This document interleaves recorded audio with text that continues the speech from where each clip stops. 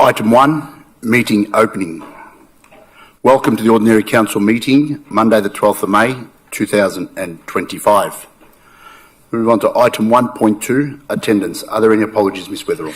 Thank you, Mr Mayor. We have an apology this evening from Councillor Melinda Yim. And I just remind councillors that Councillor Lana Formoso is online this evening. Thank you, Ms Weatherill. Item 1.3, acknowledgement of traditional custodians of the land. Those who wish to stand for the acknowledgement to country are welcome to do so. We acknowledge the traditional custodians of this land, the Bunurong people, and pay respects to their elders past and present. We recognise and respect their continuing connections to climate, culture, country and waters, and we also pay our respect and acknowledge all Aboriginal and Torres Strait Islander people and their elders here today in acknowledging their journey. Item 1.4, offering of prayer, reflection or affirmation. As part of Council's commitment to recognising the cultural and spiritual diversity of our community, the prayer, reflection or affirmation this evening will be offered by Councillor Rhonda Garrard. As we gather today, we do so with a deep commitment to unity, respect and shared purpose. May we listen with openness, speak with integrity and approach every decision with thoughtfulness and care. Let our collective wisdom guide us as we work together towards progress, understanding and a future that benefits all. Thank you, Councillor Garrard.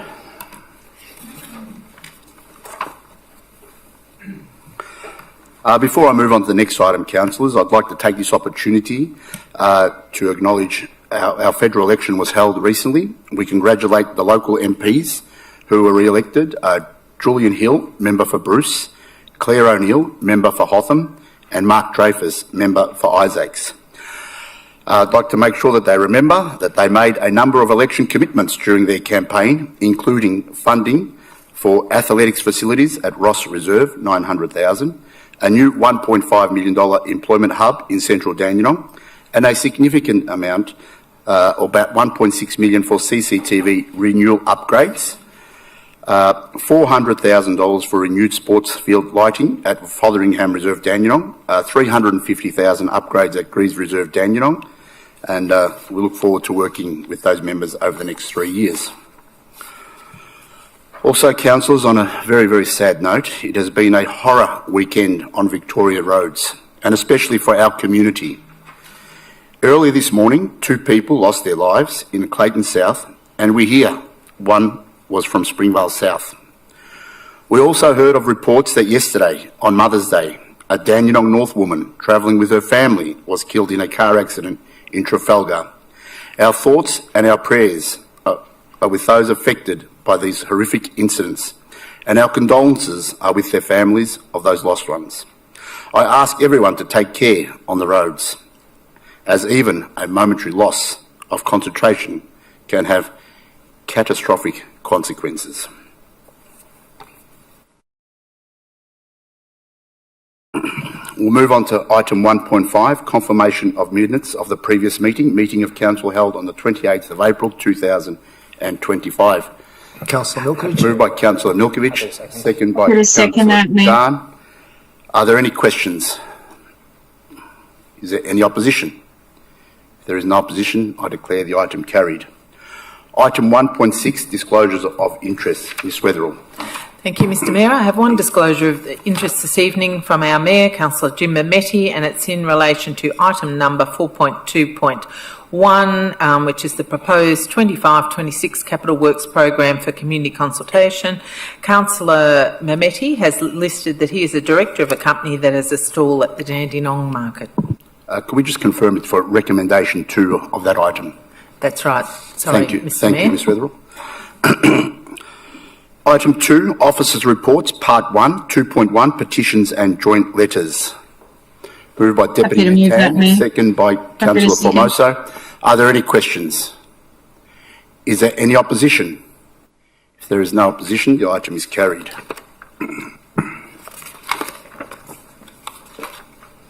Item 3, Public Question Time. Ms Weatherill. Thank you, Mr Mayor. And our first question this evening is from Philip Lamaro of Dandenong, who asks, raising flags on community flagpoles around Greater Dandenong. I have noticed on International Day Against Homophobia, Biphobia and Transphobia, which is Ida Hobbit Day, and many other special days, Council only raises the flag at Harmony Square and not at all Greater Dandenong community flagpoles. As Greater Dandenong is a large area, including areas including Dandenong, Noble Park, Keysborough and Springvale, and only raise a single flag for awareness and respect in only one area prevents social awareness over all its residents. I'd like to ask the following 3 questions on this be answered separately. Question 1.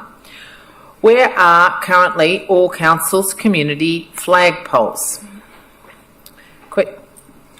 Ms Sajari?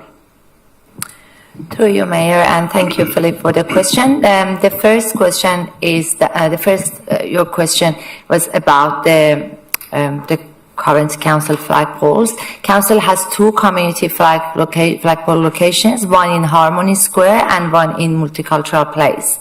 The installation of the community flagpoles occurred in 2017 as the result of the notice of motion to provide community groups the opportunity to fly culturally significant flags which are not nationally recognized by Department of Premier and Cabinet Flag Protocols Office. Thank you, Ms Sajari. Ms Weatherill? Thank you. Question 2. Will Springvale and Keysborough South community hubs have community flagpoles installed? Ms Sajari? Through you, Mayor. There are currently no budget allocation to install additional community flagpoles in other areas of the municipality. It is estimated that the installation of the single flagpole is between $8,000 to $10,000. This does not include additional budget allocation needed for purchase of additional flags, flagpole maintenance, staff salaries, and limited staffing resources required for serving the flagpoles. Thank you, Ms Sajari. Ms Weatherill? Thank you, Mr Mayor. And the third question, why is Council only raising one flag at Harmony Square instead of raising them at all community flagpoles to allow all council areas to bring awareness to issues, as that is the reason for these flagpoles? Ms Sajari? Through you, Mayor. As mentioned in my response with question 1, Council has just 2 community flagpoles location at the moment within the municipality available for community flags from. Thank you, Ms Sajari. Ms Weatherill? Thank you. Our last question this evening is from Gay Guest of Keysborough, and it concerns Gateway property neglect and private building surveyor issues. After reading the horrific story about 164 Foster Street, Dandenong, and the state that home is now in, I again ask, why has 404 to 406 Springvale Road been left idle under a private building surveyor for at least 4 years now? Question 1. Why do these surveyors have so much power, have no planning permits, where no planning permits are needed? This is not the first question Council's been asked about the Springvale site, and is it another unidentified site that just sits looking sad on a major gateway with no intervention from Council, like many decrepit properties including hoarder homes, and when will these be attended to? Ms Guest's second question is, a private building contractor has also determined how 2 residential homes look within metres of one another in Keysborough, as well with inferior builds tacked on the back of the homes, where verandas become a wraparound carport and turn into extra walled rooms. Why is this also allowed, especially as both the properties have now been sold with these ugly additions that need to be torn down? Mr Manivasagasavam? Through you, Mayor. Thank you for your question, Gay. Within the planning scheme, certain buildings and works do not require a planning permit. However, in many cases, these works do require a building permit, and the planning scheme must be taken into account for details such as heritage or flooding overlays. Regarding the home at 164 Foster Street, Dandenong, there were no such overlays that needed to be taken into account when the private building surveyor approved the current demolition permit. For your question 2, without knowing the specific of the properties in question, we are unable to give you a definite answer. If you could provide the address of these properties, council officers will investigate and provide you a written response. Thank you, Gay. Thank you, Mr Manivasagasavam. Ms Weatherill? So, thank you very much. And all questions were answered at the last council meeting? Yes, and I will provide those to you now. Thank you.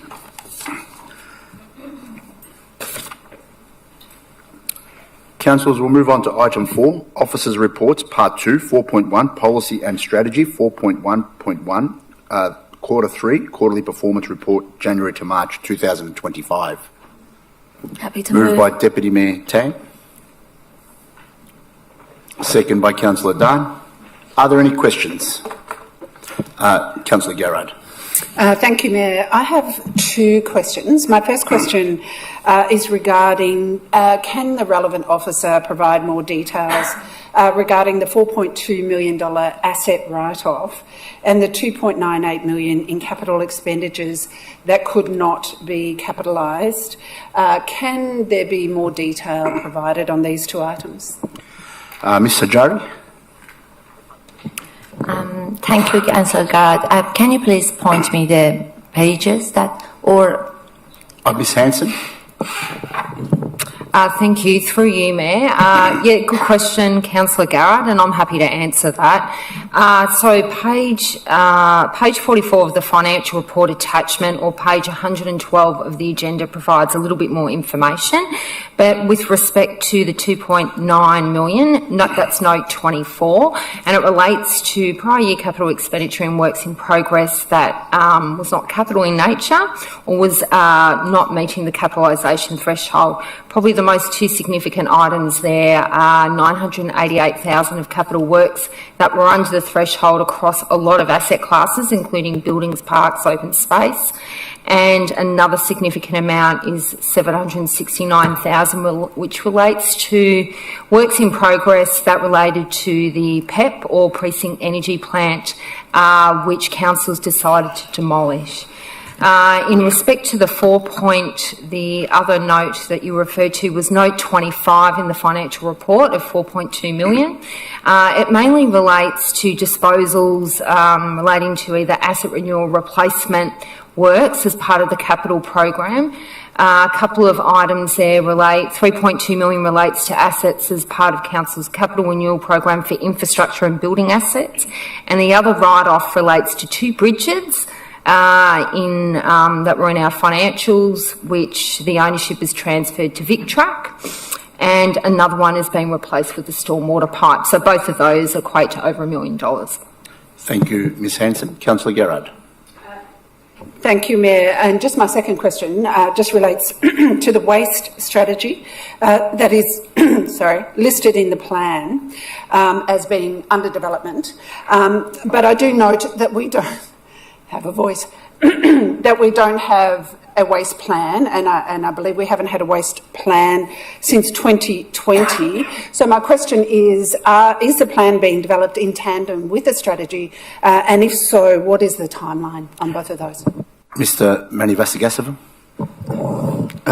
Through you, Mayor, thank you for that question. Yes, so we will be developing a plan in tandem with the strategy, and also the time frame would be in next 12 months time frame. Thank you, Mr Manivasagasavam. Any further questions? Deputy Mayor Tang. Thank you, Mayor. Just a quick question regarding to the report as well. This one on page 12 or 32 out of 719. This item has been affected, externally impacted. So implement council decision on future in aged care and disability service flowing for the 2024 review. So through you, Mayor, through the relevant officer, do we have any update on this item? Thanks. Ms Gillies. Through you, Mayor, thanks very much for your question, Councillor Tam. Certainly we're still waiting for further clarity from the federal government around things like unit costs and other implications in terms of the new support at home model. We were just speaking about this at executive today. We will prepare a report regardless of having the specific details that we need to come to council in the new financial year, because we've also got, we do have the outcomes of the deliberative panel report from the consultation undertaken year before last, and certainly we can highlight in that report the current status of aged care. Thank you, Ms Gillies. Any further questions? Is there any opposition? If there is no opposition, I declare the item carried.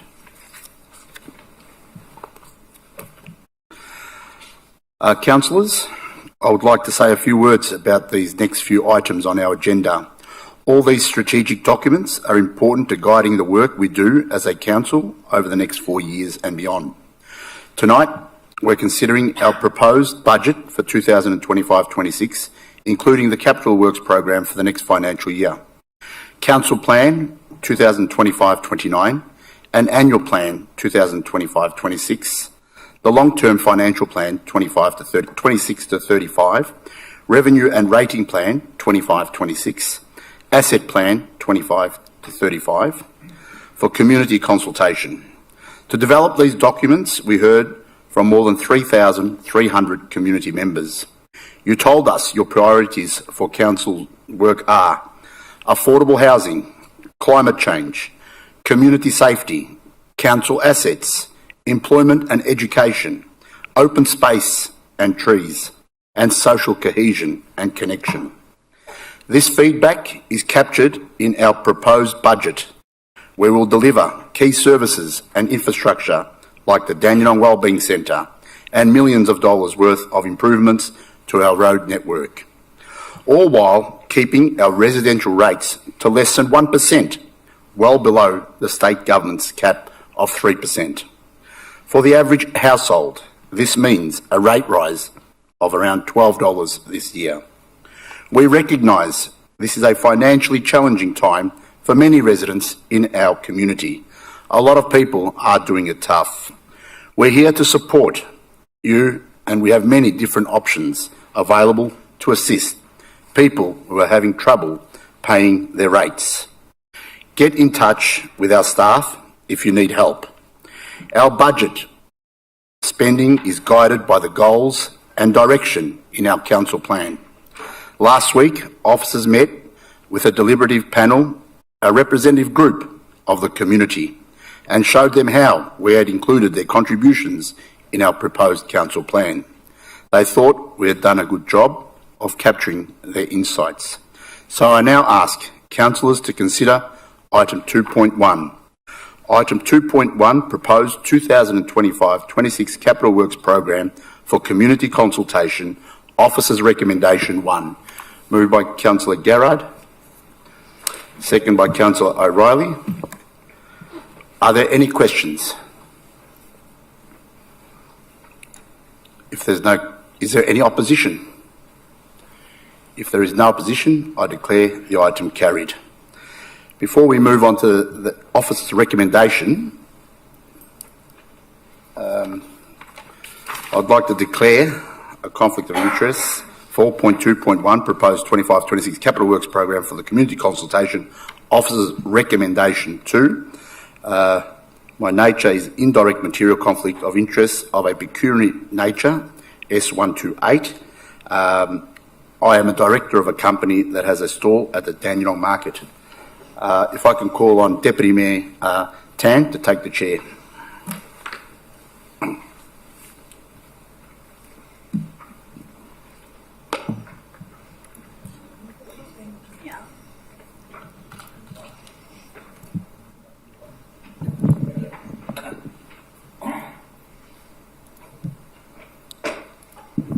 Okay, thank you, councillors. So now we up to recommendation 2. Is there a mover for this item? Mayor, happy to move, Mayor. Councillor O'Reilly. Councillor O'Reilly, is there any seconder? Happy to second, Deputy Mayor. Thanks, Councillor Dan. Are there any questions? No questions? Is there any opposition? No opposition. So if there's no opposition, the item is carried. Thank you. So now we're going to call the mayor to come back in. Easy one.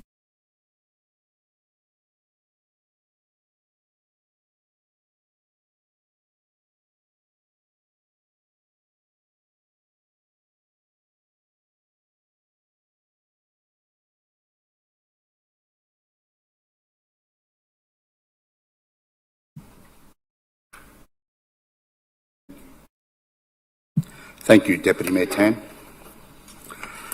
Councillors, can we move on to the next item, 4.2.2, Proposed Budget 2025-26 for Community Consultation?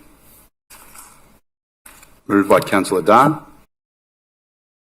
Second by Deputy Mayor Tan. Are there any questions? Councillor Garrett. Thank you, Mayor. Can the relevant officer provide clarity on point 6 on the background section regarding the increased levy by the state government per tonne of waste, which is a 27.9% increase. However, that is softened by the beneficial impacts of the container development scheme, which led to higher income and reduced domestic recycling. Can the relevant officer explain, is that income to the state government and has that softened their budget, or is that income coming directly to the council? Ms Hanson. Thank you. Through you, Mayor. So it's a really good question, Councillor Garrard. So the additional income actually reduces our costs. So that comes back to council, and the waste charges are based on full cost recovery, and that's how it softened the outcome with the increase. It offsets the increase in the waste levy. Thank you, Ms Hanson. Any further questions, councillors? Is there any opposition? Councillor Milkovich. Councillor Milkovich in opposition. Councillor Dann. Thank you very much, Mayor. Look, I don't quite understand the reason for opposing, so I'm happy to hear Councillor Milkovich out on this one. My understanding is that this is something that occurs every year. This isn't the final version of the budget. It's going out for further consultation. Having a budget process in place that's smooth, that follows the process, ensures that all of our services and amenities are well funded and are properly looked at and maintained. But I'd be happy to hear Councillor Milkovich's thoughts as well. Thank you. Thank you, Councillor Dann. Deputy Mayor Tan. Thank you, Mayor. Same comment. Obviously, it's. I just want to congratulate the corporate department as well for put all this stuff together. So it should usually take a lot of times, and we have to go through our timeline, which is now just a proposed budget. So it's not a final budget to be adopted yet. So this go out to our community to consult. So we just need to go through our timeline. So the next we'll need to consult by. For 28 days, so commencing from the 14th of May, and we need to conclude it by the 11th of June. So I just want to hear from the opposition as well, what he has to say. Thank you. Thank you, Deputy Mayor Tan. In opposition, Councillor Milkovich. Thank you, Mayor. I'm also going to be brief in my remarks in regards to the opposing this item. 2 points, and while you did mention that the overall rates or the residential rates are going up by less than 1%, well, the overall rate's actually going 3% in comparison to 2.5%, which was last year. So the rate's actually going up. The fact that we're using industrial and commercial landholders increasing their rates to subsidise their residential does not mean that the rates are not going up, just to be clear. Now, what the community will decide, that's another story, but I thought it would be prudent of me to point out this particular item, that the rates are actually overall going up 3%, which is exactly in line at the very end or the top of the cap that the state government's prescribed. So while we appear that we are a little do-gooders for the residential rates, the industrial and commercial, which is really the backbone of Dandenong, is getting slaughtered at the other end. So I'm not sure if the councillors have read the budget in its entirety, but I have, and I'm well aware that last year was 2.5%, this year is 3%. On top of that, out of exactly 50 pages of fees and charges, I have found only 2 items, one on page 23 that has been reduced in cost to our residents, and that is a minimum waste charge for the property that has gone down from $304 per annum, or $304 to $302, which is a reduction of 0.66%. So 50 pages of items, okay? And on page 30, deposit for cat traps is gone down from $170 to $150, reduction of 11.76%. And while this is going through community for consultation, every other item has either stayed the same or has gone up, some of them quite substantially, and a lot of them have got to do with the fact that these items that have been now applied are going hand in hand with actually us not enabling development of much needed housing in Dandenong Central, which is what we're all sort of trying to achieve as far as I can understand in line with the state government. So 50 pages of fees and charges, 2 have gone down combined overall about 11%. So every other fee has gone up, including parking in central Dandenong, parking at different localities, yearly permit fees, fees for bond when you redevelop the land and subdivisions and bits and pieces. So I'm not sure how we can see this as a good thing that all the rates have gone up. And like I said, out of 50 pages, only 2 have gone down. So I'd be keen to hear Councillor Dunn and what he thinks about that. Thank you. Thank you, Councillor Milkovich. Are there any further speakers? Councillor O'Reilly. Thank you, Mayor. Just speak in support of the draft budget and just to address the opposition points that were made by Councillor Milkovich. Councillor Milkovich is pointing out that council rates and fees have gone up. So is everything else, Mayor. So is pretty much all of council's input costs. So the only way to resolve rationally what Councillor Milkovich is suggesting, if we decrease council revenue in real terms, then we either have to cut services or take on more debt. And because it is a draft budget, Councillor Milkovich certainly has the opportunity, if he has some concrete ideas on which services to cut or whether council should take on more debt or fees and charges, then I'm certainly happy to listen to them. But I think as far as being prudent in a financial sense, this council needs to make both sides of the ledger add up. And I think that we should be proud that there is a less than 1% increase in residential rates.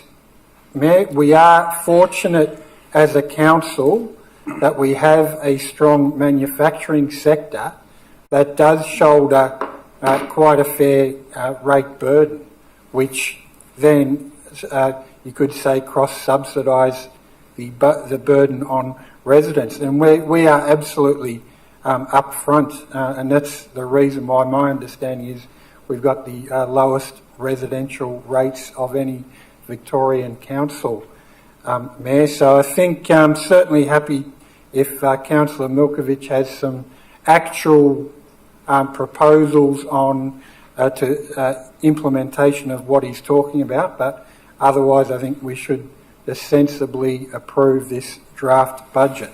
Thank you, Mayor. Thank you, Councillor O'Reilly. Any further speakers? There's no further speakers. The right of reply, Councillor Dunn. Thank you, Mayor. Look, I'm happy for Councillor Milkovich to use this opportunity to outline his thoughts and comments on the budget, but it's also time for our residents to have the opportunity to do the same as well. Given that what we're voting on is a proposed budget to go into consultation, I don't see much point in voting that down, but otherwise I acknowledge all the comments that have been made tonight. Thank you. Thank you, Councillor Dunn. All those councillors in favour of the motion, please raise your hand. Councillor Dunn, Councillor Doe, Councillor Garrard, Deputy Mayor Tan, Mayor Mehmeti, Councillor O'Reilly, Councillor Lair and Councillor Trong and Councillor Formoso. All those against, Councillor Milkovich. The item is carried 9-1.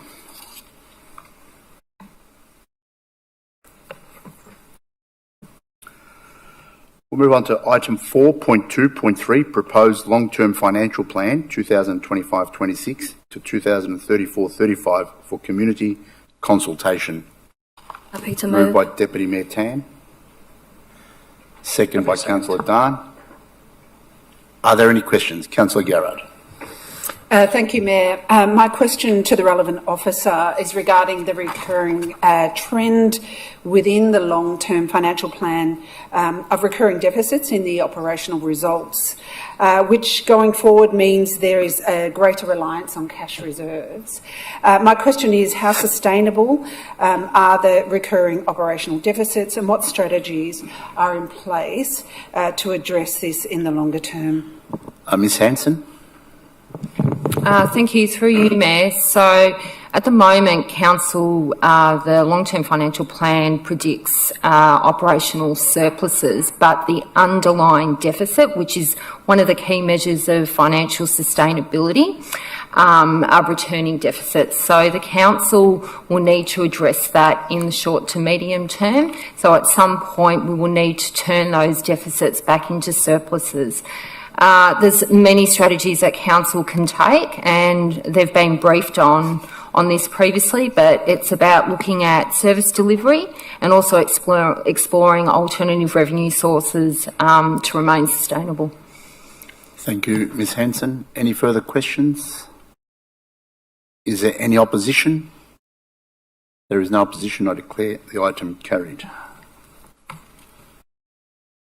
Item 4.2.4, Proposed Revenue and Rating Plan 2025 to 2029 for community consultation. Happy to Moved move, by Mayor. Councillor Dan, Happy to second. second by Deputy Mayor Tan. Are there any questions? Is there any opposition? There is no opposition. I declare the item carried.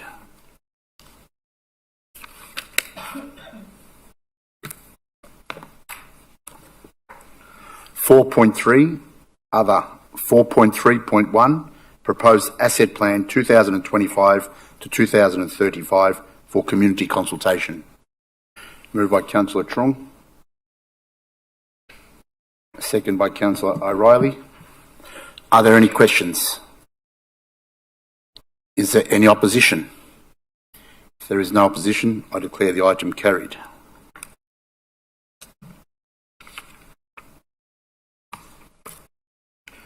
Item 4.3.2, Proposed Council Plan 2025 to 2029 and Annual Plan 2025-26 for community consultation. Happy to Moved move. by Deputy Mayor Tan. Also to amend as well, add some Yes, words. what are those? Yes, so officer recommendation for item 1, council approves the proposed council plan 2025 to 29, proposed annual plan 25 to 26, and community vision added, be released for the purpose of community consultation. Thank you for clarifying that, Deputy Mayor Tan. So moved by Deputy Mayor Tan. Do we have a seconder? Happy to Second by Councillor Dan.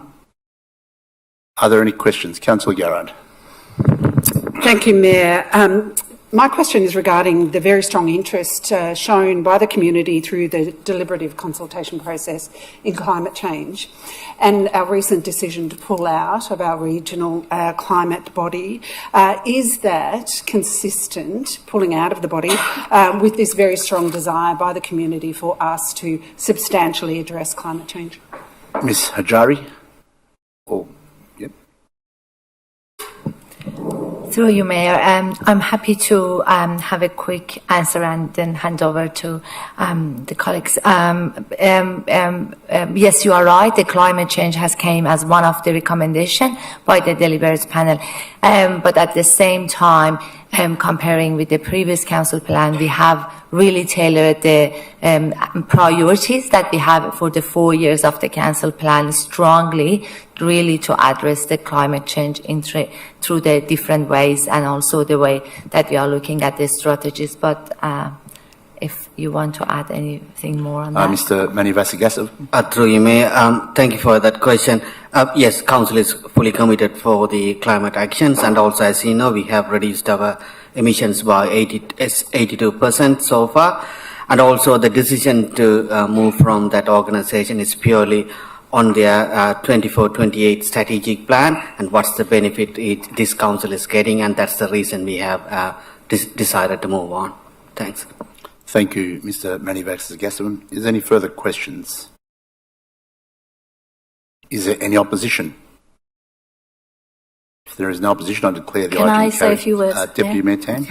Thank you. Thanks everyone for supporting this item.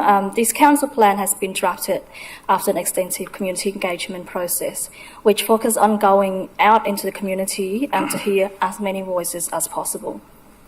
So over 3,300 people participate in a range of activities, and their valuable feedback has been key to this plan. Our deliberate panel was a reflection of the diversity of our community, and we thank them for their commitment and passion in helping Council to deliver priorities for the next 4 years plan. This plan shows the commitment from Council to addressing the key issues of our community, told us these were important. We have increased our focus on housing, strengthened our approach to advocacy, and made a commitment to enhancing opportunities to our community to connect and celebrate the wonderful things Greater Dandenong has to offer. We continue to prioritise the safety, health and well-being of our residents, and look forward in making a difference in these areas. Our business community is an integral part of our Greater Dandenong, and through this plan, we are committed to supporting investment, economic growth, and continue to collaborate with them as a partnerships. We will deliver this plan over the next 4 years in our financially responsible and sustainable manner, and will continue to value the voice of our community in our decision making as we develop our annual plans. Thank you. Thank you, Deputy Mayor Tan. So now our draft budget and key strategic documents have been endorsed by Council for consultation. We're opening them up to the community for a final review. So please have a look at these important documents by visiting our website, and let us know if you have anything further to add before Wednesday, 11 June. Your feedback is always welcome.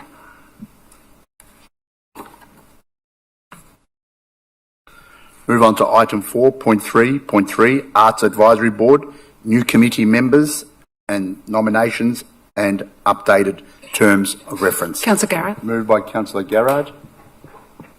Second by Councillor Doe. Are there any questions? Is there any opposition? If there is no opposition, the item is carried. Councillor Garrard. Thank you, Mayor. I would like to take the opportunity to thank the 3 new independent board members for their 3-year term. Mish Einson, Ro Singh and Sam Karaitis. I wish to thank them for their dedication and wish them the best over the next 3 years. Thank you, Councillor Garrard. Item 4.3.4, Councillor Internal Resolution Procedure. Happy to move that. Councillor Dunn, Yeah. Councillor Garrard. I propose we defer this item So we have until a meeting sometime in the future. Okay, so Councillor Garrard has moved to defer this item to a future meeting. Do we have a seconder? I'm happy to second that. Councillor Dunn. Are there any questions? Is there, Mayor, Councillor can I Formoso? ask? Thank you, Mayor. Can I ask why we are deferring this matter, please? Are you happy for me Councillor to Garrard, yep. Yes, I'm very happy to respond. There are a number of outstanding gaps that appear not to have any detail around them, particularly in relation to the roles and responsibilities at the various stages in this process. So in stage 2, the Mayor or the Deputy Mayor are to provide guidance in the resolution process or a consultation towards a resolution process. However, there's no clarity on what that guidance is. There's no clarity on what that process is. There is no transparency about what that process is. It is guided by privacy, therefore there is no oversight. Therefore there is no understanding of whether due process has been applied, because there is no clarity on what the role of the Mayor or the Deputy Mayor is. And in the case that the Mayor or the Deputy Mayor are involved in the dispute, another councillor is to be elected. There is no clarity on who would elect that councillor, on what basis that councillor would be elected, and what the role of that councillor is in that conciliation process. And then, failing all of that, there is no clarity on who is deputised to determine whether a breach of the model of the code of conduct has been proven, and therefore whether that councillor should be then moved on to an external consultation process. There is no clarity on who has that role, on what criteria that decision would be made, and there is no clarity at any point in this process about whether the councillor involved has the right to ask for a third party or an independent party, and how that process would proceed, and therefore due process, transparency, role clarity are completely absent from this, and for those reasons I put forward that this item needs to be deferred until there is further clarity on those points. Thank you, Councillor Garrard. Any further questions, Councillor Formosa? Yes, so how is this clarity Councillor Garrard is proposing to take place? Because my understanding of it is it's pretty clear and exactly the way that the process has been up until this point. So what would be the process and the cost involved in that to occur, Mayor? Ms Weatherill? Thank you. Through you, Mr Mayor. Councillor Formoso, there was actually a bit of a pre-discussion in regards to this, and the officers have offered to spend some time unpacking all the various code of conduct practices and to understand model code of conduct, etc. So I welcome the opportunity. I think it's important with these kind of procedures that we're all really clear about it, and officers welcome the opportunity to discuss it in detail. Thank you, Ms Weatherill. Any further questions, Councillor Formosa?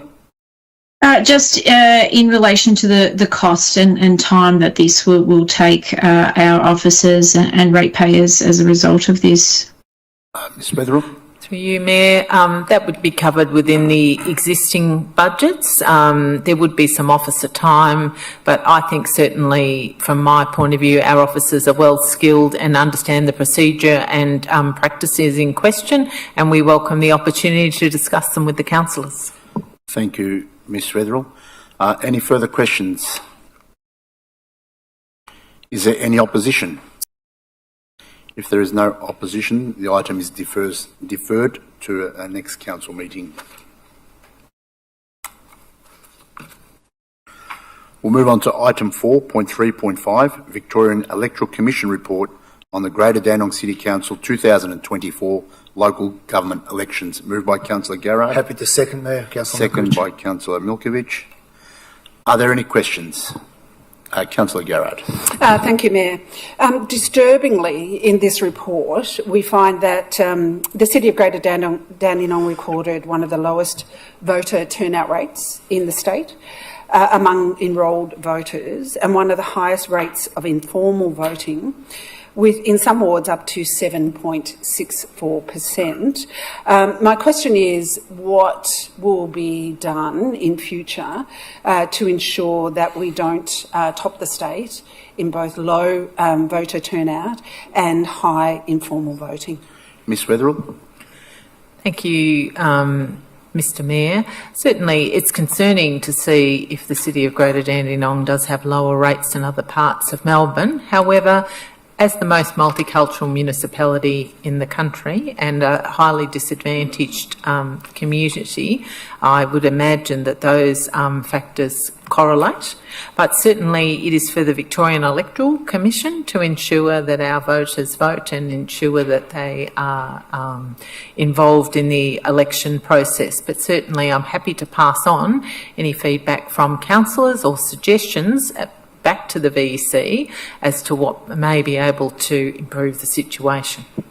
Thank you, Ms Weatherill. Councillor Garrard. Just to follow up, Mayor, given that the AEC is not an expert on Dandenong in the way that we are, and understanding of our residents' particular needs, will the council be advocating for particular engagement mechanisms with our COLD community to raise their awareness of what is required? Ms Weatherill. Thank you, Councillor Garrard. That's a great question. Certainly prior to every election, we always meet with the Commissioner for the Victorian Electoral Commission, and certainly we made a whole range of suggestions this year. Can they do better? Clearly, these results show that they could do better. So certainly we'll be providing that feedback for the VEC. But as I said, it could be something over the next 4 years that as we're having discussions with, say, some of our leading stakeholders and community groups, we ask them for feedback about how we can enhance participation. But thank you. Thank you, Ms. Weatherall. Any further questions? Is there any opposition? If there is no opposition, I declare the item carried. Item 4.3.6, list of registered correspondence to the Mayor and Councillors. Happy to move that, Mayor. Moved by Councillor Formosos, second by Councillor Trung. Are there any questions? Is there any opposition? There is no opposition. I declare the item carried.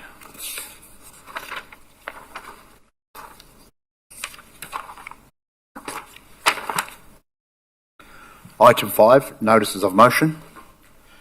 There are none. Item 6, reports from councillors, delegated members and councillor questions. Councillor Dunn.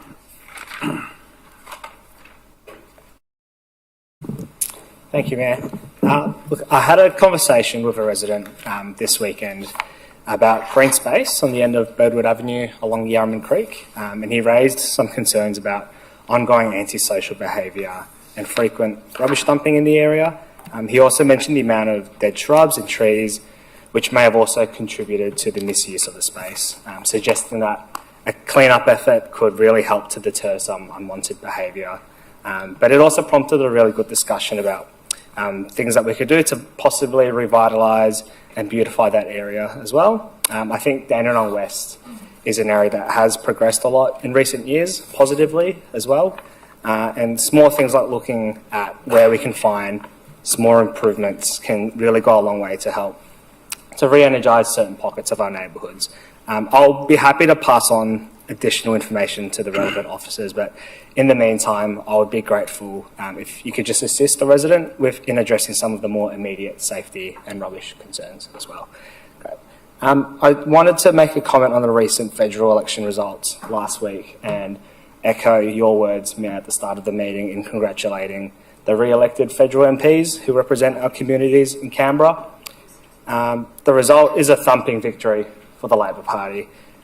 With booths in my ward, 70% of my residents choosing to continue with the work that the Labor government's done.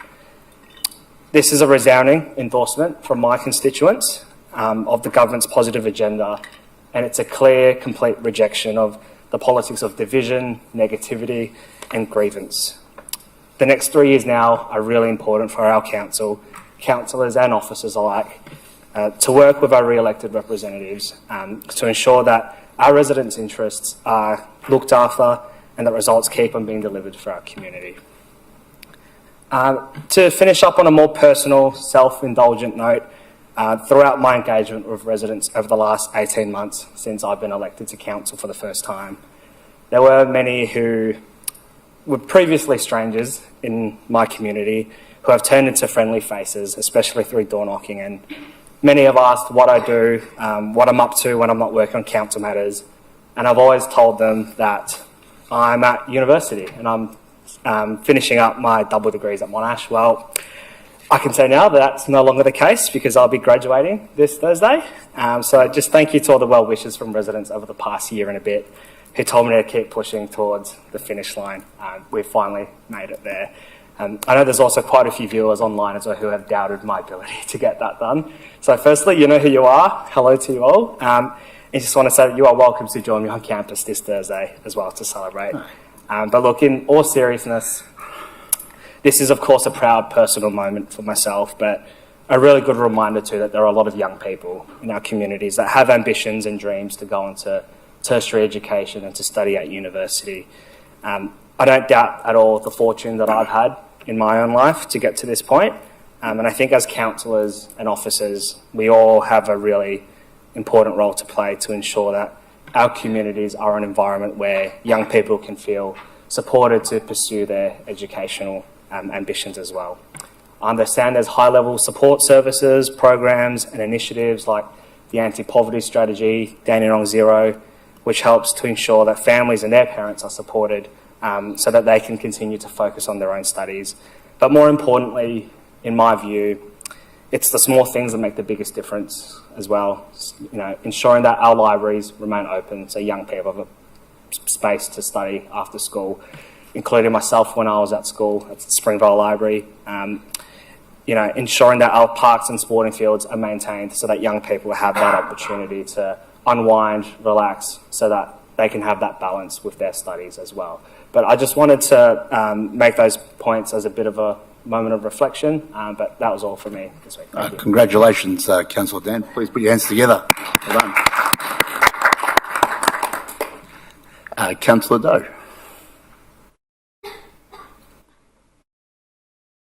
Sorry, thank you, Mayor. And again, congratulations to Councillor John on your very amazing achievement. I noticed that there were a number of items that had a zero figure listed in the prior year for our schedule of fees. And as I understand, there is a significant fee moving forward with the room bookings and immunisations, but it's due to a restructure of the fees. I would like further explanation on this and confirmation if we'll be able to amend those documents where the fees are tabled so that residents can be further clarified on that matter. Ms Gillies. Through you, Mayor. Many thanks, Councillor Doe, for your question. Just to confirm, you're referring to the schedule of fees and charges that Council have endorsed this evening to go out for community consultation. You are absolutely correct. So for some of the fees and charges as they relate to the hiring of our community facilities, as well as to some of our immunisation charges, we've actually done a change in our structure of how we apply those charges, and it's all about streamlining it for the community. Previously, we had 3 different streams that people could be charged within. We've streamlined that down to 2, so it's either a not-for-profit / community group or a standard booking, and we've streamlined the fees within that. So what you're observing there is for the 24-25 budget line item, it's reflecting a 0 charge. It's not that there hasn't been any charge, it's that those items weren't applicable or aren't applicable in the current financial year, and that they've been streamlined into the new model for the new financial year and beyond. And what this means is we'll actually be able to progress in terms of making our bookings a lot more accessible for the community online and a lot more streamlined in terms of understanding the fee structure. Certainly we will amend the document that's out for consultation just to make note of that to ensure that there's no confusion. In terms of the immunisation, as a result of some changes to the immunisation program at a federal level and what is not available for subsidy through Medicare, we're now offering on a fee-for-service basis some immunisations that we haven't previously provided, and those fees relate to those new immunisations from the new financial year. Thank you, Ms Gillies. Councillor Doe. Thank you. And as the Mayor mentioned, there was a truly tragic road collision this morning in our neighbouring city that claimed 2 lives, and my thoughts are with their families and everyone affected by this. I know I have a lot of residents who are concerned with safety on Chapel Road in particular, and this was identified as a high priority for Council's local area traffic management prioritisation program. Our road safety officers are continuing to work on obtaining additional funding as part of the Victorian Government Safer Local Roads and Streets program. And I know that in discussions with our local MP, Tim Richardson, he is very supportive of increased safety measures, including for road crossing supervision. If you do have any concerns regarding any road safety issues in our area, I'd advise you to please contact our team at roadsafety@cgd.vic.gov.au. And a few questions for Sanjay as well. Can you please confirm that every dollar previously budgeted for SECA will be directed in full, and in addition to existing allocations to Greater Dandenong's in-house environmental programs? Can you also explain why EGA was not provided as an alternative option in the original motion to withdraw from SECA, and provide timings of when we will review EGA as an alternative? Mr Manivasagasavan. Through you, Mayor. Thank you for your questions. So as per the council decision last council meeting, all of those budgeted funding would be spent on the council initiatives. So that we'll continue to do that. And also, we haven't considered any other regional bodies at this stage, and also that's why EGA is not recommended at that time. And also our focus is going to be our internal works and then how we deliver the services. So we don't have any time frame to review the any regional bodies. But that said, like any opportunities comes, we'll always look into those opportunities. Thanks. Thank you, Mr. Mani Vasigasavam. Councillor Doe. Thank you. I'd also like to remind residents of the Encore program that we have this Thursday at the Drum Theatre. It's essentially theatre made easy with unforgettable shows, lovely company and a touch of hospitality. The full price tickets, you can still get them, are $22 or $18 if you're a Drum Theatre member, and includes morning tea. And I just also want to sort of side note and say that I know that really awful news is quite easy to spread around here. And I guess this is just a sort of reminder that we have a really lovely community. I know that when I hear stories from my residents about their neighbours helping them out, or even when I'm at, the shopping centre carrying a huge load of things and a stranger just comes to help me open my car door, I just think, I don't think these stories are publicised enough, or that the fact that we do have a really lovely community and we have members and residents and that are always willing to help each other out. And I just don't think we should forget that. But just wanted to sort of highlight, there are good things happening and we just need to also acknowledge them as well. Thank you. Thank you, Councillor Doe, and I totally agree with you. We need to speak up and share our experiences amongst each other. So thank you for that. Councillor Garrett. Thank you, Mayor. Firstly, I just want to congratulate the City of Greater Dandenong's Community Connector program that has won the local government category in Welcoming Cities Award for Change. This award celebrates leading practice and innovation in advancing welcoming and inclusive communities. Congratulations to the Community Connector Officer and all involved for this very worthy award. I know that Dandenong runs a really outstanding program and that this recognises and celebrates the work in supporting vulnerable communities, connecting over 1,000 individuals and families to essential services and making a real difference. If that congratulations could be passed on to that team, that would be very welcome. Thank you, Councillor Garrett. I've just got the award right here. Okay, and just happened to have it was Arif Azizi who attended in Sydney to receive it personally, and he's passed it on to me today to share with the councillors, and it's been a fantastic effort by the team. So that's if anybody wants to have a look at it, it's here. So thank you for that. Wonderful. My question is regarding the community hub. So we had the second of the second community co-design consultations, and the community has put in a tremendous effort, and we have come up with something that is extraordinary and impressive, and I wish to really thank all the community members that have been involved and all the staff that have contributed to that as well. In the final concept plan that has been devised, that I believe will come to councillors very soon, my question is that coming to a CBS first? And the second question relates to part of the concept plan spills over into what is being covered by the precinct plan for the area, which is the playground area that would project out onto Stewart Street and would require the closure of the top end of Stewart Street. So my question is around the uncertainty of what will be in the precinct plan and how this concept plan will overlap with that. Many of the residents wanted to have a follow-up meeting following the outcomes of the precinct plan to ensure that this has been incorporated. So my two questions are, will that come to a CBS first? And the second question is, will the residents be able to have a second meeting after the precinct plan has been finalised? Mr. Mani Vasigasavam. Through you, Mayor. Yes, so the workshops concluded last week, so currently the staff are putting all the information together. We will have these discussions with the councillors in June at a CBS. So we'll have that discussions. After that discussion, we will provide an update to the residents in July.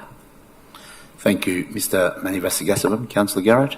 Just the second question, which was, can the residents then meet again after the precinct plan to ensure that their playground has been incorporated in that precinct plan?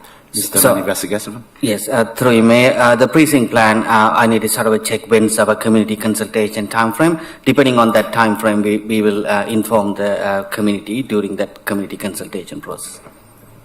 Thank you, Mr. Manivasagasavam. Councillor Garrard. Okay, thank you. My next question is regarding missing trees in Grace Avenue. We now have up to 10 missing trees in Grace Avenue. Just wondering why that's the case and if there's a remedy plan, action plan around that. Mr. Manivasagasavam. Through you, Mayor, so I'm not aware of the background, but I'm happy to follow that up with the teams and then provide you an update on that. Thank you. Councillor Garrard. Thank you. And my final questions relate, it's great news that the contractors are about to start this week, I understand, at developing what is currently called the Dandenong Aquatic Centre. Not sure when we're going to actually name that. But I have been asked by quite a few residents just regarding some of the developments there. The first question is around, will any of the large trees there be at risk during the development of this? The second question is just regarding some of the amenities that will be incorporated. I know that we will have car chargers, but the question was around, will we have safe CCTV bike lock-up facilities? And the last question was around, how much energy do we expect to buy into the centre that the solar is not able to generate? Mr. Manivasagasavam.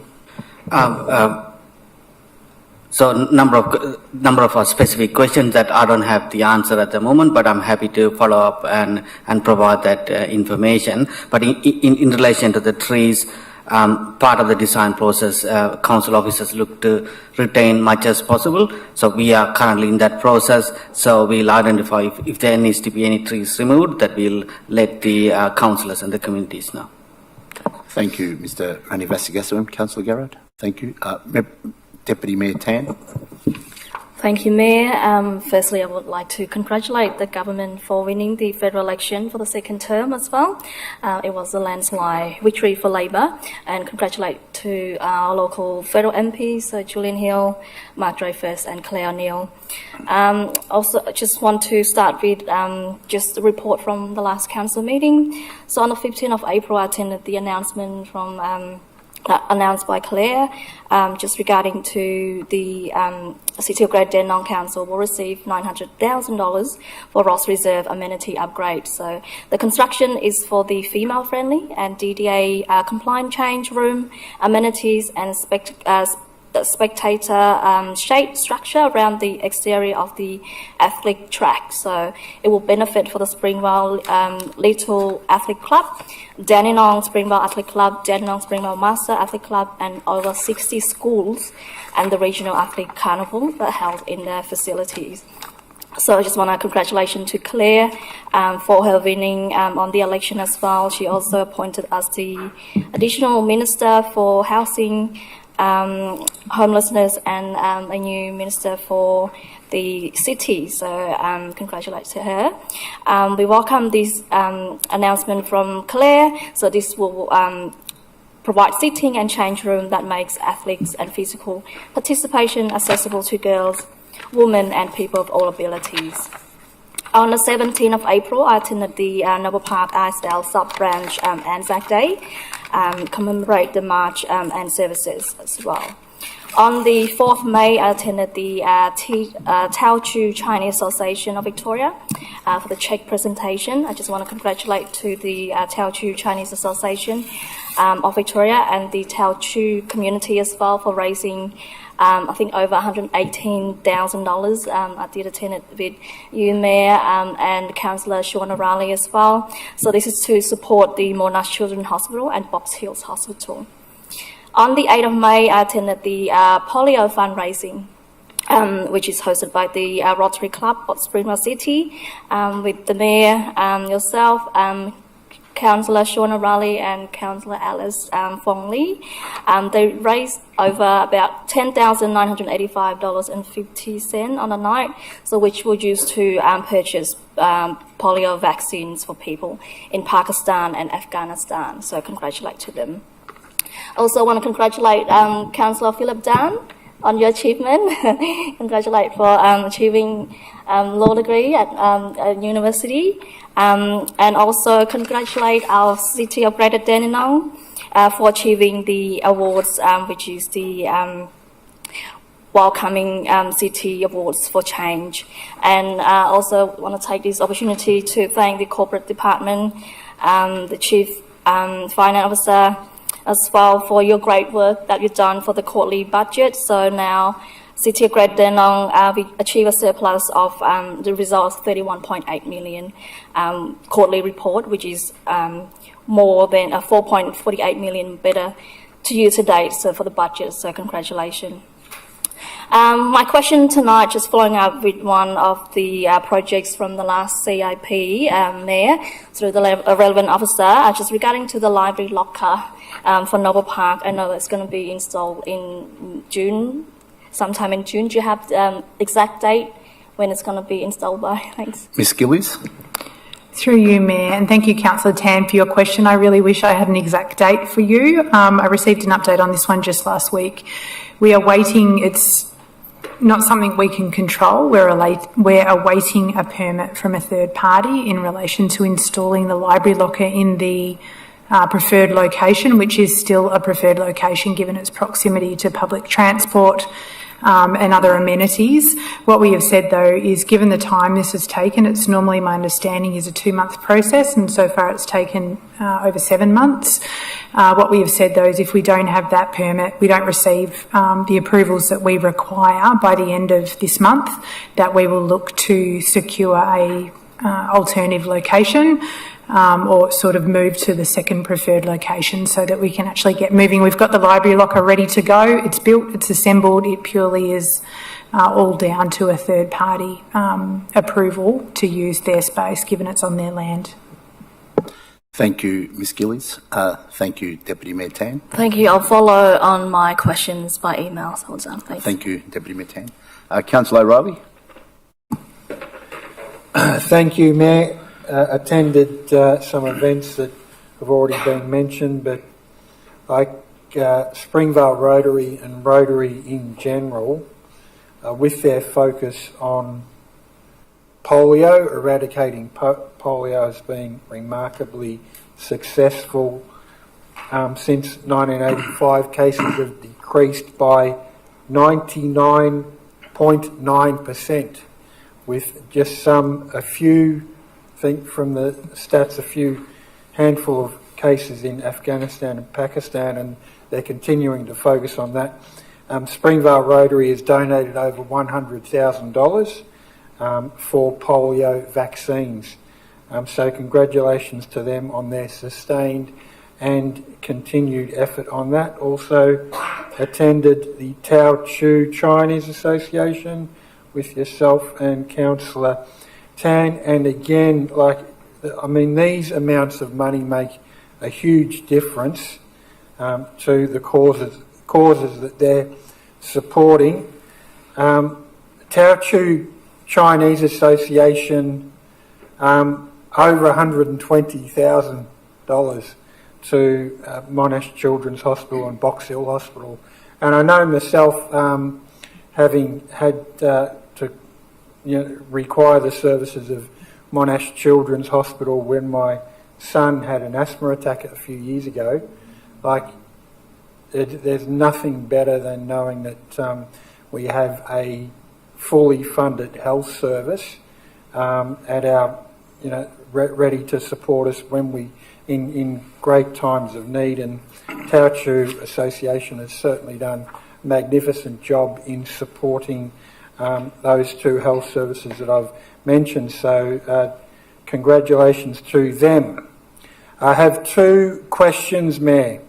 Firstly, the Springvale North Tennis Club has reported lights failing on courts 3 and 4, and apparently it has been investigated, but the club's been informed that this maintenance issue will not be remediated due to lack of money in the budget. Now, was my understanding during budget deliberations that we have had that maintenance issues would be funded in the budget, and this, again, I haven't had a response from the officer yet, but this is what the club is purporting, that this maintenance issue is being held over due to lack of funding. So could the relevant director confirm whether maintenance funding should cover these works, because it appears that it should, and secondly, what options we have to resolve this current issue within the current maintenance allocations. Thank you, Mayor. Mr. Manivasagasavam. Through you, Mayor. Thank you for that question. So what I can confirm is yes, we do have enough maintenance budget to cover all our maintenance activities. There is no issues with that. But my understanding with this matter is it's beyond the maintenance. So those lights are coming to an end of life. So which is we need to replace the entire light system for that code 3 and 4, which falls into a capital works program. But understanding it's an emergency for during the winter, it's necessary for that. So what we have asked our teams to work together is to come up with a solution that we could replace this light sooner rather than later. So we'll work with the teams to find a solution and then get this light fixed sooner.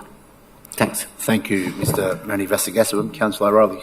Thank you, Mayor. I thank the director for his response. Yeah, I think it might have been my misunderstanding, but if we've already got lights that are coming to end of life and then need to be replaced, I would have thought that's sort of like maintenance, in that we're maintaining lights that are there, and they get old, so then you get new ones. So, but I certainly appreciate the director's response, and I'd appreciate also if the director could keep myself updated on any changes with that.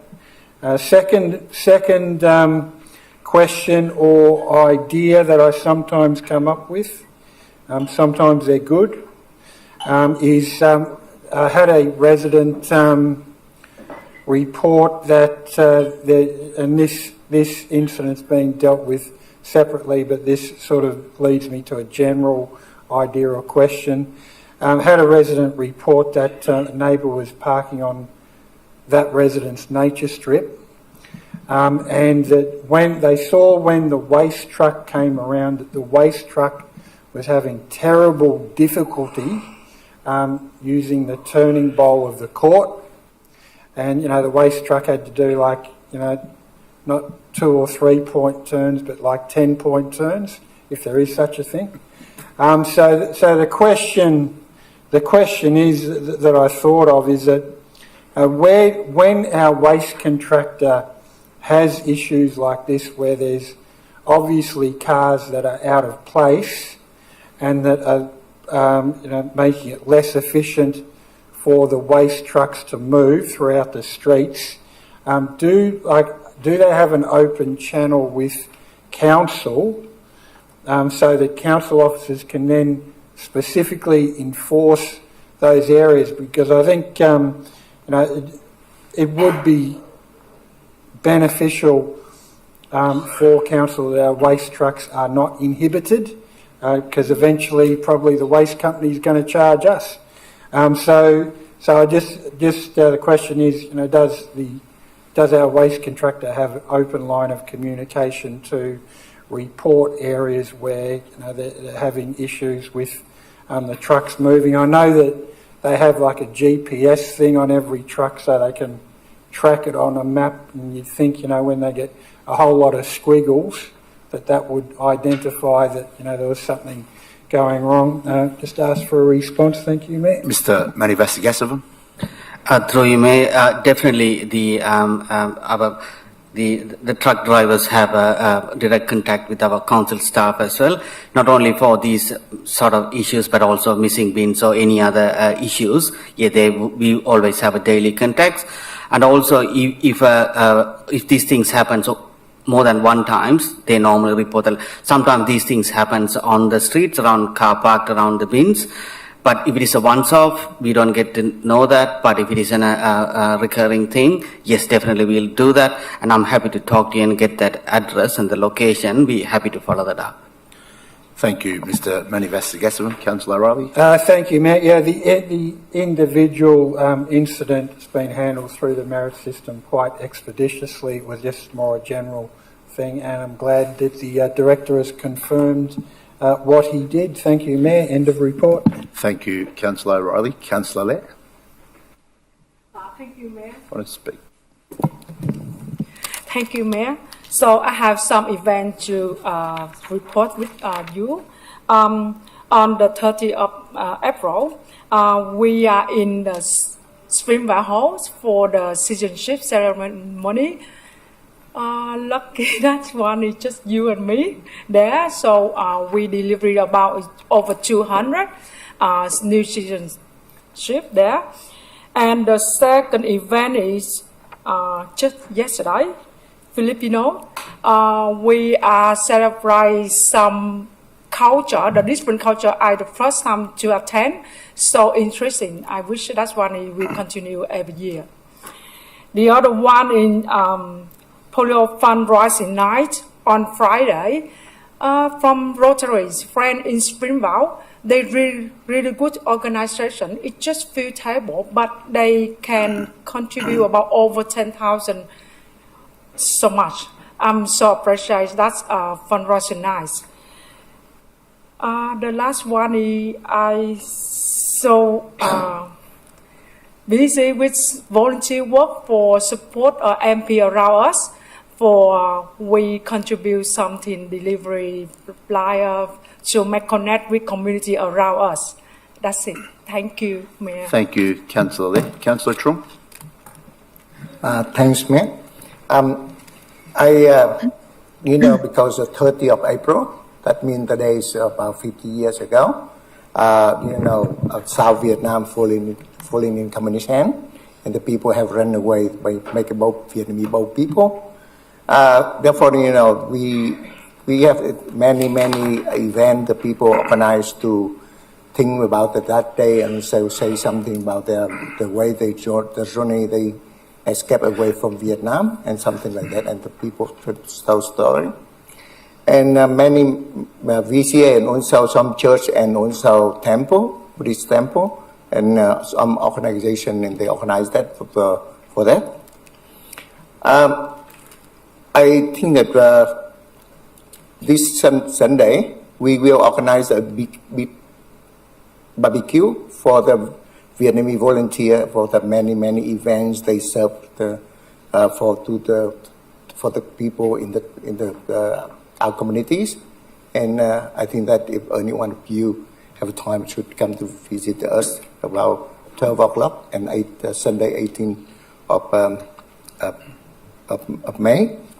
I have a question asked you because I just heard something say about dog attack from Councillor Lana Formoso, and because sometimes I attend the court for some trouble like that, and I haven't seen any council staff there, but I heard when Councillor Formoso say like that, and you responded, and I think that the council involved. I would like to ask you a question that if something happened like a dog attack, what should they do? That mean dog owner and also the victim. What should they do? Should they contact to the council to ask for advice, and or they go to the court with the lawyers? Ms. Gillies. Through you, Mayor, and thank you very much, Councillor, for your question.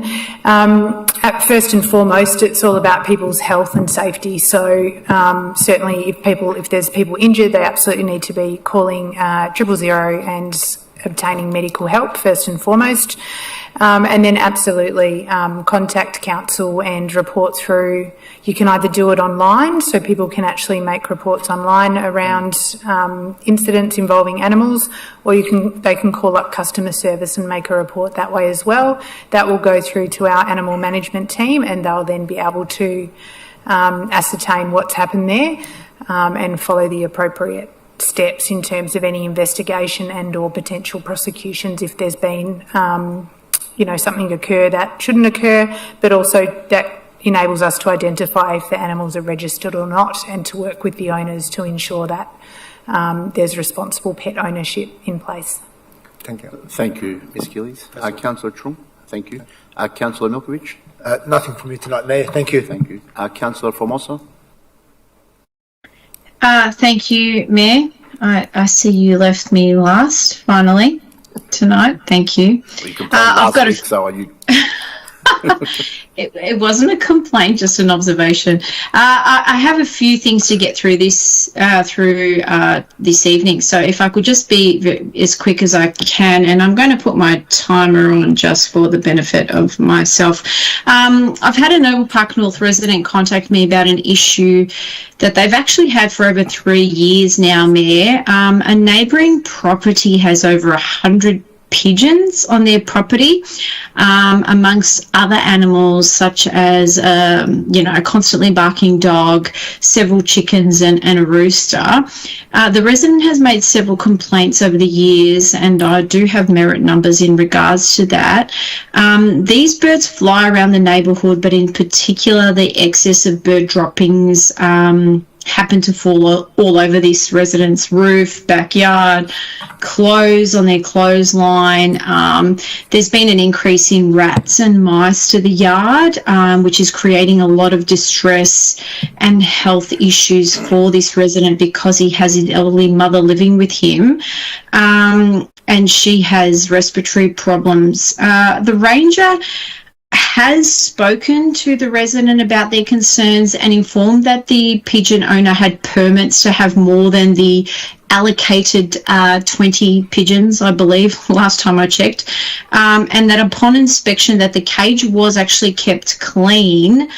However, when I checked our policy in relation to this, the following conditions needed to be upheld, and all animals must be kept in a clean and sanitary manner, which the officer is obviously claiming. However, animals must not cause a nuisance or be offensive to the neighbours.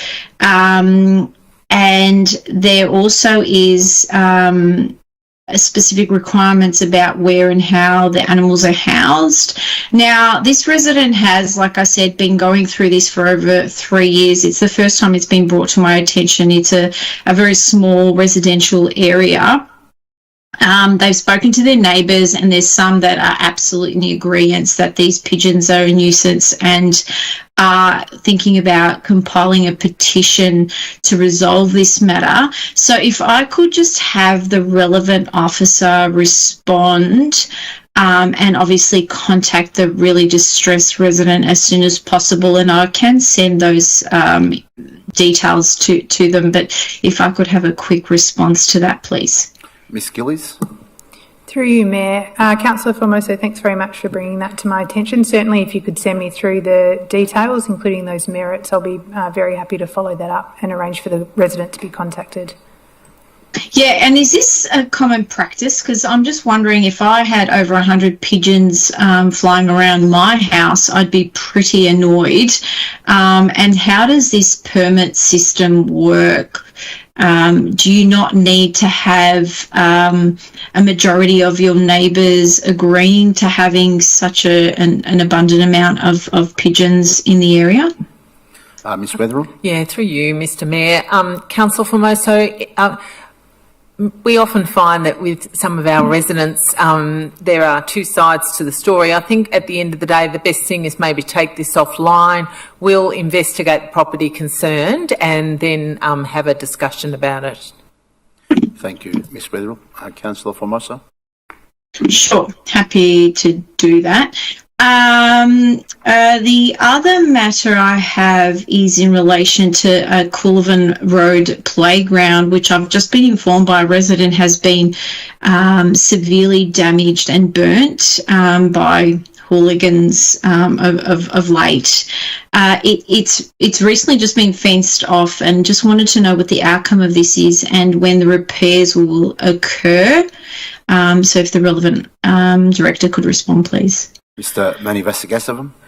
Through you, Mayor. I don't have an exact time frame, but I'm happy to follow that up with the team. I think normally we replace that soon as possible, but I think we will go through an insurance process to get that money recovered. But I will check with the team and then come back to you with the time frames. Thank you, Mr. Manivasagasavam. Councillor Formosa. So are we aware of this incident that has occurred? Because I knew nothing about it as ward councillor. Mr. Manivasagasavam. So we don't report on every incident happens in every ward, but I'm not aware of either. But the teams would be normally managing these issues, and also once it's happened, they will go through a process to replace them. Thank you, Mr. Manivasagasavam. Councillor Formosa. Okay, and speaking of Coolivin Road, I've also been raising this for, 5th year now. Just wondering what's happening with the upgrades in regards to the devices that we were going to put in place in relation to the hooning that was happening in the street, and where we're at with that, because my understanding that was meant to occur in April. Mr. Manivasagasavam. I need to follow that up with my team to understand the time frames. So this is a specific projects. I need to check with the teams on that. Yeah. Thank you, Mr. Manivasagasavam. Councillor Formosa. Okay. Also, I've just been informed by a local resident that lives on Browns Road, and if you remember, Mayor, back in 2024, we were really successful in ascertaining $400,000 in the federal black spot funding for Browns Road, and to prevent some of the trucks that were going through the area and creating havoc. Back in October last year, a truck actually absolutely demolished all of the concrete pillars that protect the corner home. And there was a local resident that actually followed the truck, tracked them down, told them that the damage they had created when they hit these pillars, and there was a report made to council in relation to that. So just wanted to follow up, in regards to, did we follow up with the company and the truck driver that made the damage so that we could get reimbursement so that our ratepayers weren't fitting the bill, and when these actual pillars were going to be replaced, because it's been, since October last year, and as you can imagine, the residents are extremely distressed and need this replaced ASAP. Mr. Manivasagasavam. Through you, Mayor, I need to follow that up with my team for the details, and then happy to provide an update after that. Thank you, Mr. Manivasagasavam. Councillor Formosa. Thanks, Mayor. And as you previously mentioned, as have some of my colleagues, some of these the recent landslide federal elections, which some of us were anticipating but not really expecting to that extent. Just wondering if we have already started the process with yourself and Miss Margin in relation to writing letters to the local MPs in relation to some of these election promise projects, so that we can get them started ASAP, because we know that our community needs them. And if we can be cheeky enough to maybe add some more, particularly in Noble Park North Ward. Ms. Sajari. Through you, Mayor, and thank you, Councillor Formosa. Yeah, definitely that is the draft letters are being prepared. We were waiting for the result of the cabinet shuffle to just probably also, as we write the congratulation letter, also targeted the needs to the relevant MPs. Yes, we definitely will draft and finalize it with Mayor, and we'll keep pushing. And we have the state budget, a state election next year, so we have to prepare for that as well. Thank you, Ms. Sajari. Councillor Formoso.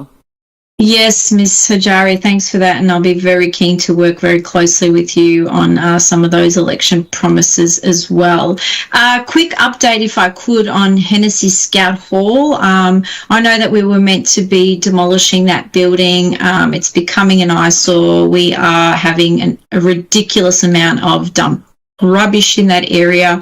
I actually contacted the Bakdar community quite a few weeks ago in relation to residents that were wanting to donate some goods, and they said that they weren't actually even taking any more donations at those facilities. So I just wanted a bit of an update as to where we're at with that and demolishing that particular facility. Mr. Manivastagasavam. Ms. Sajari.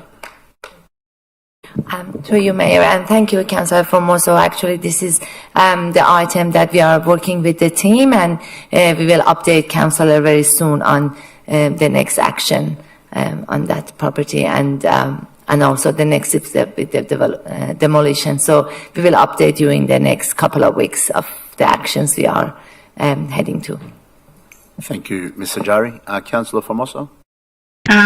Yes, thank you, Mayor.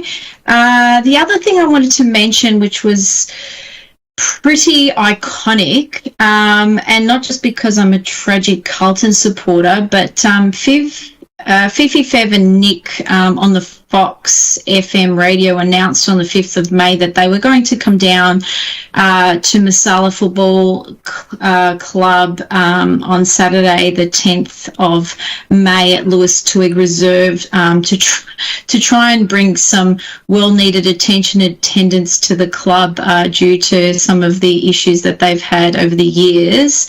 I'm really concerned about the fact that council didn't promote this, and before I hear the response that it wasn't our event, it's not something that we get involved in, it absolutely is, because it embraces and highlights some of the media attention that we could have received in regards to community sport in our community, and the fact that we are the least active community, and in particular community sport. And of course, it aligns with our Make Your Move strategy. So it was basically free media that we didn't really take full advantage of, to be fair. I knew about it. I'm informed that the ward councillor, Councillor Milkovich, didn't know about it, which I'm sure he would have liked to have known about. You weren't invited, Mayor. It would have been a really good opportunity for us to highlight some of the upgrades that we've done recently, and just the importance and significance of sport, community sport participation in our community. So just wondering how this slipped through the keeper. Ms. Wetherell. Thank you. Thank you, Councillor Formoso. And look, I appreciate your views that you are disappointed that Council wasn't out promoting it. Certainly our officers weren't all that aware of it, but look, we'll talk to our clubs and see if we can do better next time. And certainly any opportunity to increase sports participation in our municipality, where we are one of the most one of the least active municipalities in the country, is important. So thank you for your feedback, and we'll note that. Thank you, Ms. Wetherell. Councillor Formoso. Thanks, Miss Wetherell.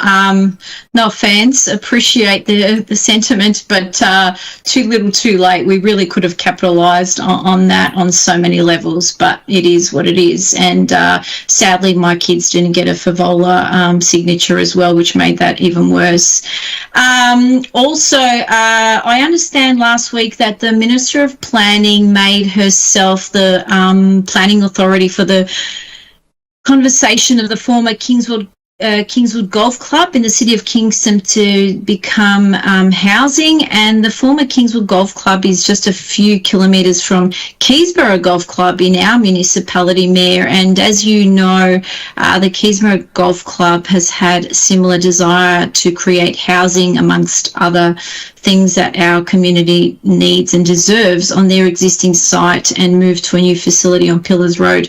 So could the officers provide a briefing to council advising whether a similar intervention by the location by the minister would be possible as a way to expedite the planning process for this development and the associated South East Sports Hub, please? Mr. Manivasagasavam. Through you, Mayor, yes, we have received planning applications for that development. So the council officers are in the process of assessing that. And also we know that that sits outside the urban growth boundary. As we all know, that urban growth boundary needs to be changed by the state government.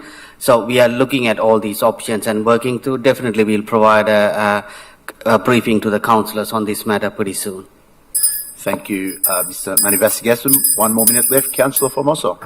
Yep, thank you. Oh, I've got a couple of more things. You got 1 minute. You got 1 minute. Can I ask for an extension, please, Mayor? It's two more issues that I'd like to raise. I don't think we have an extension. I can. Up to 3 minutes, okay. Does anybody want to move for an extension of 3 minutes? Moved by Councillor O'Reilly, second by Councillor Trung. Are there any questions? Very much. Is there any opposition? If there is no opposition, you have an extension of 3 minutes. Councillor Formoso. Thanks very much, Mayor. Just a couple of more things that are quite important. So the other thing that I wanted to talk about is tree planting, and I know that we do a lot of that in our municipality, and we're well aware of the need of us doing that here in City of Greater Dandenong, in particular with our low canopy coverage. So I've had a lot of inquiries from schools in particular and how they can get involved. Majority of our tree planting occurs on the weekend. So I just wanted to know how we could go about arranging that for schools during school hours and still have some sort of collaboration with council in regards to that, please, Mayor? Mr. Manivasagasavam. Through you, Mayor, yeah, definitely we are keen to work with the schools on tree planting programs. So if any schools interested, ask them to contact us and we'll definitely work with them to organize those times for them within the school hours. Oh, that'd be fantastic. Thanks very much. And speaking of trees, I've raised a couple of times now through Snaps and Solve a particular tree of concern which was severely burnt last year in Easterley Court. I've noticed that in our tree removal inventory or whatever it is, that this tree in particular wasn't flagged. So just wondering what the update on that particular tree is, because as far as I can see, and of course arborist, that is well and truly dead and a huge concern for the residents in the area. So if I could have an update in regards to that, because I haven't received anything back regards to that merit. Mr. Manivasagasavam. Thank you, Councillor. So I just wanted to let you know, normally we receive around 40,000 merits every year, so we work through them periodically, and also the tree planting season starts this May to October, so we might look at replacing that during this time. So I'll work with the teams to find that merit here. Thank you, Mr. Manivasagasavam. 1 minute, Councillor Formoso. Yeah, thanks, because I did check our list and that tree wasn't actually listed in there, so that's why I'm asking the question. Last but not least, something that's obviously very, very close to my heart and should be for everyone in the southeast. The Monash Children's Hospital Gala is being held this Friday, 16th of May.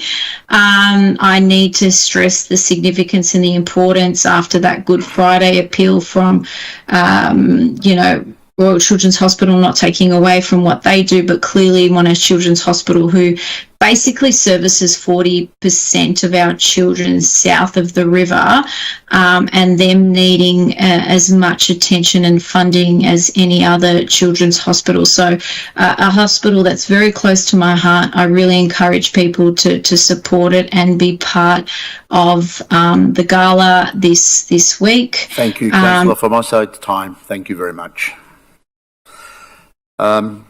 Councillors, a report from myself. Meeting I had with Nirad Shah and David Wiseldorf from Take Your Swing for Charity. They've been doing it for, I think, 17 or 18 years, and they've raised over $700,000, and they look forward to delivering and continue delivering the event in the future. So it was lovely to have them and have a bit of a chat on what's happening and where they want to go in the future. So it was lovely to meet up with them. I also attended the Belvedere Aged Care.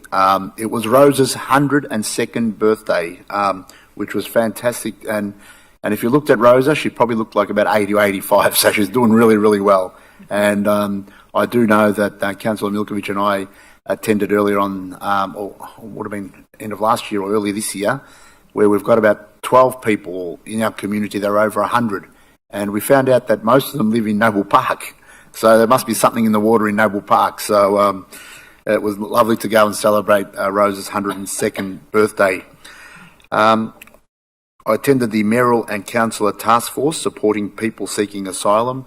The group of councillors that are following the task force and joining up is growing. Earlier this year we had City of Casey, and only last week we had City of Melton. So it's good to see that more councils are supporting the Back Your Neighbour task force. As Councillor Les said, we had 2 citizenship ceremonies last week where over 200 new Australian citizens, and I've always said that for many, many years.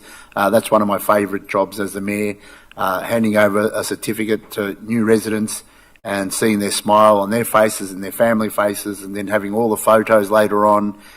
It's just great, and welcoming all those new citizens.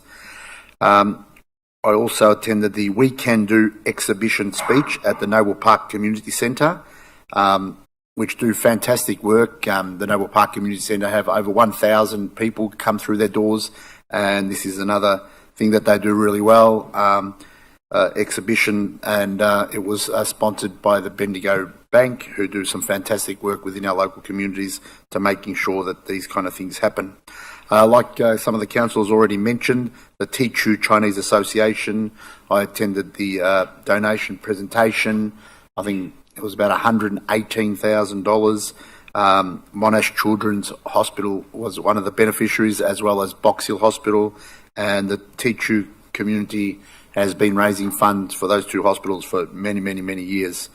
I also attended the polio fundraising night with the Rotary Club of Springvale. Through the Polio Plus program, Rotary has helped immunise more than 2.5 billion children in 122 countries. This is such an amazing effort and a worthy cause to continue supporting. The City of Greater Dandenong is the most culturally diverse community in Australia. Our residents come from at least 154 different nations, and many of them have seen firsthand the benefits of Rotary's overseas work. Of course, Rotary does a lot within the community here in Springvale as well, and I am proud to say Council has a long association with the Rotary Club of Springvale City.